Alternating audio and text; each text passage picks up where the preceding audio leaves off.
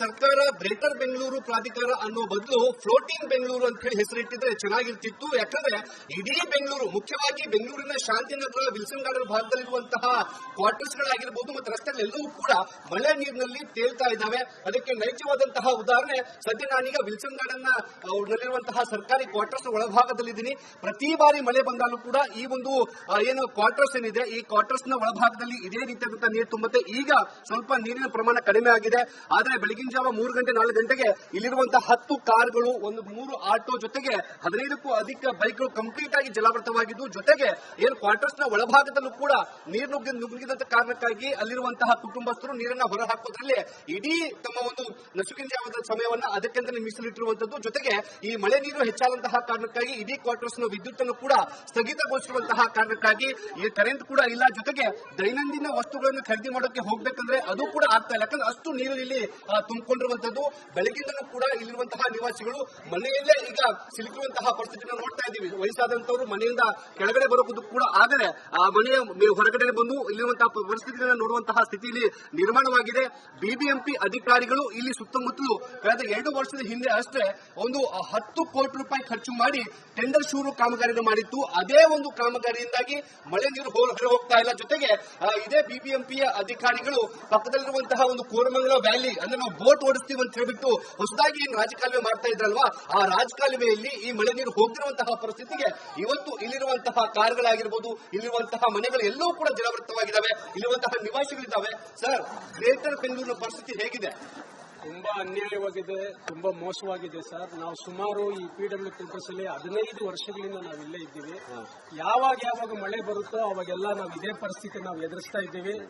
ಇಲ್ಲಿ ಸುಮಾರಾಗಿ ನಾವು ಈ ವಿಷಯದಲ್ಲಿ ನಾವು ಸರ್ಕಾರಕ್ಕೆ ನಾವು ಮನವಿ ಮಾಡಿಕೊಂಡ್ವಿ, ಮತ್ತೆ ಬಿಬಿಎಂಪಿ ಕ್ವಾರ್ಟರ್ಸ್ ಸಂಬಂಧಪಟ್ಟಿರ್ತಕ್ಕಂಥ ನಾವು ಮನವಿ ಮಾಡಿಕೊಂಡ್ವಿ, ಹಾಗೂ PW ಕ್ವಾರ್ಟರ್ಸ್ ಸಂಬಂಧಪಟ್ಟಿದ್ದವ್ರಿಗೂ ನಾವು ಮನವಿ ಮಾಡಿಕೊಂಡ್ವಿ. ಎಲ್ಲಾ ಕಡೆ ನಾವು ಲೆಟರ್ ಕೊಟ್ವಿ. ಆದ್ರೂ ಕೂಡ ಸ್ವಲ್ಪ ಬಂದ್ರು, ಸ್ವಲ್ಪ ಅಲ್ಲಲ್ಲಿ ಹಳ್ಳ ತೋಡಿದ್ರು, ಕೆಲಸ ಮಾಡಿದ್ರು, ಇನ್ ಯಾವತ್ತೂ ನೀರು ಬರೋದಿಲ್ಲ ಅಂತ ಹೇಳಿದ್ರು. ಆದ್ರೆ ಈ ಸೈಡ್ ಅಲ್ಲಿ ಮಾತ್ರ ಯಾವುದೇ ರೀತಿಯ ಸರಿಯಾದ ಕಾಮಗಾರಿಗೆ ಅವರು ಮಾಡಲಿಲ್ಲ. ಇನ್ನೊಂದು ಕಡೆ ನಮಗೆ ಕೆಲಸ ಇದೆ ಅಂದ್ಬಿಟ್ಟು ಈ ಸಿಮೆಂಟ್ಗಳೆಲ್ಲ ಆ ಹಳ್ಳದಲ್ಲಿ ಹಾಕಿ ಹಂಗೆ ಹೋಗ್ಬಿಟ್ಟು ಸರ್, ಆವಾಗಿಂದ ಮತ್ತೆ ಇದು ನಮಗೆ ಪುನಃ ಇದೇ ರೀತಿಯಾಗಿ ನಮಗೆ ಪ್ರಾರಂಭ ಆಯಿತು. ಹಿಂಗೆ ರಾಜಕಾಲುವೆ ಅಂದ್ಬಿಟ್ಟು ಯಡಿಯೂರಪ್ಪ ಅವರು ಸಿಎಂ ಆಗಿದ್ದಾಗ 400 ಕೋಟಿ ರೂಪಾಯಿ ಸ್ಯಾಂಕ್ಷನ್ ಆಗಿದೆ ಅಂದ್ಬಿಟ್ಟು ಅವರು ದೊಡ್ಡದಾಗಿ ಹೇಳ್ಕೊಂಡ್ರು. ರಾಜಕಾಲುವೆ ಕೂಡ ಅದು ಆ ರೀತಿಯಾಗಿ ಉಳಿದೋಯ್ತು. ನಿನ್ನೆ ಬಂದಿರತಕ್ಕಂಥ ಭಯಂಕರವಾದ ಮಳೆಯಿಂದ ಒಳಗಡೆ ಇರ್ತಕ್ಕಂಥ ನೀರೆಲ್ಲ ಈ ಸೈಡ್ ಬಂದ್ಬಿಟ್ಟು ಮನೆಗಳಲ್ಲಿ ಸುಮಾರು ರಾತ್ರಿ 1 ಗಂಟೆಗೆ ನಾವು ಎದ್ದಿದ್ದು, ಇಲ್ಲಿವರೆಗೂ ನಾವು ನೀರು ಎತ್ತಾಗ್ತಾನೆ ಇದ್ದೀವಿ ಹೊರಗಡೆ. ಈಗ ಗ್ರೇಟರ್ ಬೆಂಗಳೂರು ಅಂತೇಳಿ ಹೊಸ ನಾಮಕರಣ ಮಾಡಿದ ಬೆಂಗಳೂರಿಗೆ ಯಾವ ಗ್ರೇಟರ್ ಬೆಂಗಳೂರಲ್ಲ ಯಾವುದೂ ಅಲ್ಲ ಸರ್. ಸರ್ಕಾರನೇ ಗ್ರೇಟ್ ಅಲ್ಲ ಅಂದಮೇಲೆ ಬೆಂಗಳೂರು ಹೆಂಗೆ ಗ್ರೇಟ್ ಆಗುತ್ತೆ? ರಾಜಕಾರಣಿಗಳು ಯಾವತ್ತು ಯಾರಿಗೂ ಯಾವುದೇ ರೀತಿಯಲ್ಲಿ ಸಪೋರ್ಟ್ ಮಾಡೋದಿಲ್ಲ. ಅವರು ಯಾರಾದ್ರೂ ಸತ್ತಾಗ ಏನಾದ್ರೂ ಆದಾಗ 50,000 1 ಲಕ್ಷ ಕೊಟ್ಟು ಅವ್ರು ವೋಟಿಂಗ್ ಬ್ಯಾಂಕ್ ಮಾಡ್ತಾರೆ ಹೊರತು ಮನುಷ್ಯರ ಕಷ್ಟ ಏನು, ಯಾವ ರೀತಿ ಜನ ಜೀವಿಸ್ತಾ ಇದ್ದಾರೆ, ಏನ್ ಮಾಡ್ತಾ ಇದಾರೆ ಅಂತ ಯಾರು ಯಾವುದೇ ರೀತಿಯಲ್ಲಿ ಅವ್ರು ಪರಿಗಣಿಸೋದಿಲ್ಲ ಎಂಬುದಾಗಿ ಈ ಟೈಮ್ನಲ್ಲಿ ಹೇಳಕ್ಕೆ ನಾವು ಇಷ್ಟಪಡ್ತೀವಿ. ಆದ್ರೆ ಇಲ್ಲಿ ನಾವು ವಾಸ ಮಾಡೋಕ್ಕೆ ನಮಗೆ ತುಂಬಾ ಕಷ್ಟ ಆಗ್ತಾ ಇದೆ. ನಮಗೆ ತುಂಬಾ ಹೀನವಾದ ಸ್ಥಿತಿಯಲ್ಲಿ ನಾವು ಮುಂದೆ ಸಾಗ್ತಾ ಇದೀವಿ ಅಂದ್ಬಿಟ್ಟು ನಾವು ಹೇಳ್ತೀವಿ. ಸುಲಕ್ಷ್ಮಿ, ಕೇವಲ ಇದು ಅಷ್ಟೇ ಅಲ್ಲ, ಇಲ್ಲಿರುವಂತಹ ಕ್ವಾರ್ಟರ್ಸ್ ನಿವಾಸಿಗಳು ಈಗಾಗಲೇ ಕ್ವಾರ್ಟರ್ಸ್ ಅನ್ನ ಖಾಲಿ ಮಾಡ್ಕೊಂಡು ಹೋಗಿರುವಂತಹ ದೃಶ್ಯಗಳನ್ನು ಕೂಡ ನೋಡ್ತಾ ಇದ್ದೀವಿ. ಈ ಮಳೆ ನೀರಿನ ಒಂದು ಕಾಟಕ್ಕೆ ತಪ್ಪಿಸಿಕೊಳ್ಳೋದಕ್ಕೆ ಇರುವಂತಹ ಸರ್ಕಾರಿ ಅಧಿಕಾರಿಗಳು ಎಷ್ಟೋ ಜನ ರಾಜ್ಯ ಪೊಲೀಸ್ ಇಲಾಖೆಯಲ್ಲಿ ಕೆಲಸ ಮಾಡ್ತಿದ್ದಾರೆ, ಎಷ್ಟೋ ಜನ ಅಬಕಾರಿ ಇಲಾಖೆಯಲ್ಲಿ ಕೆಲಸ ಮಾಡ್ತಿದ್ದಾರೆ. ಅಂತಹವರ ಕುಟುಂಬಕ್ಕೆ ಕೊಟ್ಟಿದ್ದಂತಹ ಕ್ವಾರ್ಟರ್ಸ್ ನ ಪರಿಸ್ಥಿತಿ ಇದು. ನಾವು ನೋಡ್ತಾ ಇದ್ದೀವಿ, ಇಡೀ ಕ್ವಾರ್ಟರ್ಸ್ ನ ಒಳಗಡೆ ಗ್ರೌಂಡ್ ಫ್ಲೋರ್ ಇದ್ದಾವೆ, ಅವೆಲ್ಲೂ ಕೂಡ ಮಳೆ ನೀರಿನಲ್ಲಿ ತುಂಬಿಕೊಂಡು ಹೋಗಿದೆ. ಈಗಾಗಲೇ ನಿವಾಸಿಗಳು ಹೇಳ್ತಿದ್ದಾರೆ ಗ್ರೇಟರ್ ಬೆಂಗಳೂರು ಅಲ್ಲ ಇದು ಅಂತ ಹೇಳ್ಬಿಟ್ಟು. ಅದಕ್ಕೆ ನೈಜ ಉದಾಹರಣೆ ಕೂಡ ನಾವು ನೋಡ್ತಾ ಇದ್ದೀವಿ. ಇಡೀ ಕ್ವಾರ್ಟರ್ಸ್ ನ ಒಳಭಾಗದಲ್ಲಿರುವಂತಹ ಒಂದು ಭಾಗ ಏನಿದೆ, ಎಲ್ಲರೂ ಕೂಡ ಮನೆ ಖಾಲಿ ಮಾಡಿಕೊಂಡು ಬಾಡಿಗೆ ಮನೆಗಳಿಗೆ ಹೋಗುವಂತಹ ಸ್ಥಿತಿ ಈಗ ನಿರ್ಮಾಣವಾಗಿದೆ. ಈಗ ವಿಲ್ಸನ್ ಗಾರ್ಡನ್ ಪರಿಸ್ಥಿತಿಯ ನೈಜ ದೃಶ್ಯವನ್ನು ಕೂಡ ರಿಪಬ್ಲಿಕ್ ಕನ್ನಡ ಇಂಚಿಂಚಾಗಿ ತೋರಿಸಿರುವಂತದ್ದು. ಕೆಲವೇ ವರ್ಷಗಳ ಹಿಂದೆ ಅಷ್ಟೇ ಟೆಂಡರ್ ಶೂರ್ ಕಾಮಗಾರಿ ಅಂತ ಹೇಳ್ಬಿಟ್ಟು ಇಲ್ಲಿ ಮಾಡಲಾಯಿತು. ಅದರ ಒಂದು ನೀರು ಹೋಗೋದು ಕೂಡ ವ್ಯವಸ್ಥೆ ಮಾಡದೆ ಹೋದ್ರೆ ಅದು ಎಂತಹ ಟೆಂಡರ್ ಶೂರ್ ಕಾಮಗಾರಿ ಅಂತ ಹೇಳಿ ಸಾರ್ವಜನಿಕರು ಈಗ ಪ್ರಶ್ನೆ ಮಾಡ್ತಿರುವಂತದ್ದು.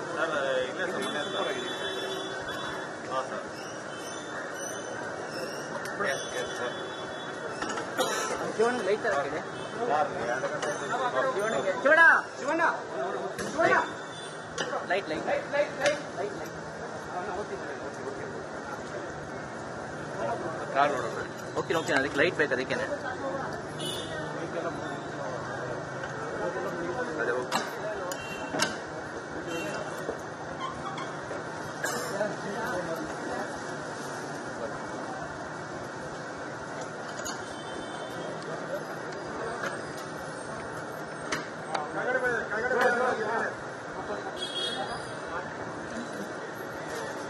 ತಡ್ರಿ ಅದನ್ನ ಹಾಕಿಲ್ ತಡ್ರಿ ಅಷ್ಟೇ ಬಿಡು.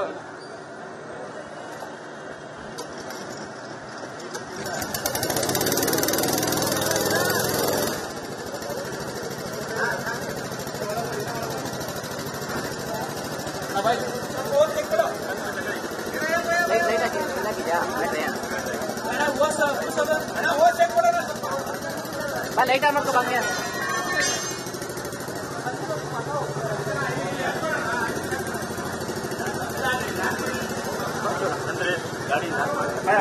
ಅದಕ್ಕೆ ಬಂದಿರುತ್ತೆ ಬರ್ತೀನಿ. ಬೇಡ ಬೇಡ ಬೇಡ ಟೆನ್ಷನ್ ತಗೋಣ.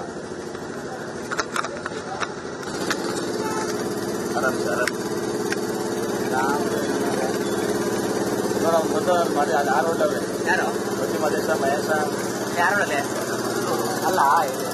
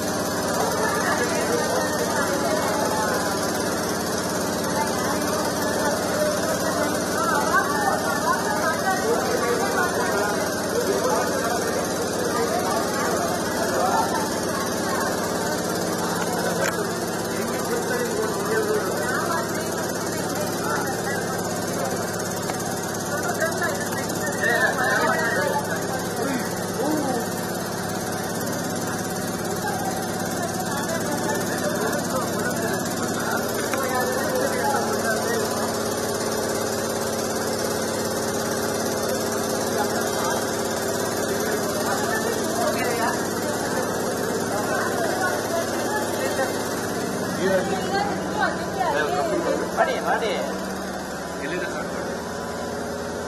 ಇಷ್ಟ ಆಗಿದಪ್ಪ ಇದು ಹಿಡಿಯಕ್ಕೆ. ನಾನು ಹೇಳಿದ ನೀವು ಹಿಡಿಬೇಡಿ, ನಾವು ಹಿಡಿಯೋಕ್ಕಾಗಲ್ಲ. ಇದನ್ನ ತೋರಿಸ್ಕೊಂಡು ಆ ಕಡೆ ಹೋಗ್ಲಿಲ್ವಾ? ಅಷ್ಟೇ ಅಷ್ಟೇ ಅಷ್ಟೇ. ಒಂದು ನಿಮಿಷ.